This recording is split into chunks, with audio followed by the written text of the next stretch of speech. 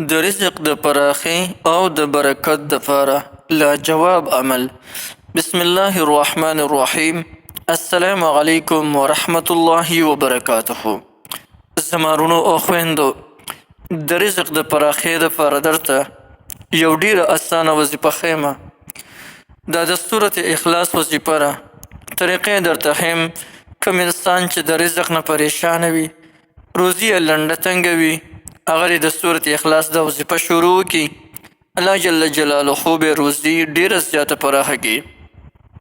دا نبی کریم صلی الله علیه وسلم مبارک خپل یو صحابي ته خورې وه.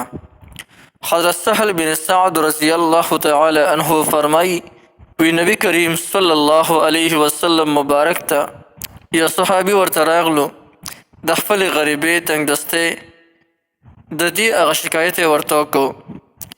نبی کریم صلی الله علیه وسلم مبارک ورته فرمایل چې کله کور ته داخل شي نو سلام اچوه، خو که کور کې څوک وي او که نه وي خو سلام به اچې. دویم خبره چې د هغې نه پس بیا په ما باندې درود شریف ولوله او بیا سورة اخلاص ووایه. چنانچه دغه صحابي په دې باندې عمل وکړلو، نو په لږ وخت کې الله جل شانه د هغه غریبي او مسکیني ختمه کړله، فقیري او محتاجي هم ختمه شوله، مال دولت ورته ډیر انتهایي بې حده راغی، روزي یې داسې ډیره پراخه شوه چې ځان سره به ضایع کولې قدرې خو هم نه شوله.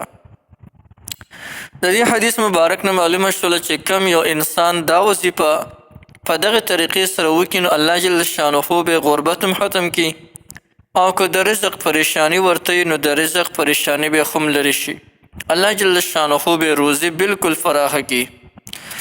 دا یو ډیره زیاته مبارکه وظیفه ده. خو راځئ د دې وظیفې کولو طریقه درته ښیمه چې دا وظیفه به څنګه کوو، او دا عمل چې رسول الله صلی الله علیه وسلم مبارک د صحابي ته ښوولی دی، دا به په څنګه طریقې سره کوو. یا ساتئ کله چې تاسو یو کور ته ورشئ او په هغه کور کې خلک موجود وي، نو تاسو به وایئ السلام علیکم ورحمة الله وبرکاته، السلام به داسې اچوئ.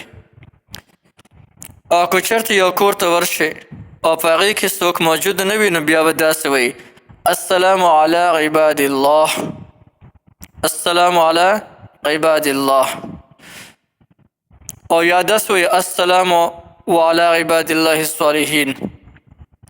او د هغې نه پس په نبي علیه الصلاة والسلام مبارک باندې درود شریف داسې وایئ اللهم السلام علی رسول الله، السلام علی رسول الله، او د هغې نه پس سورة اخلاص وایئ.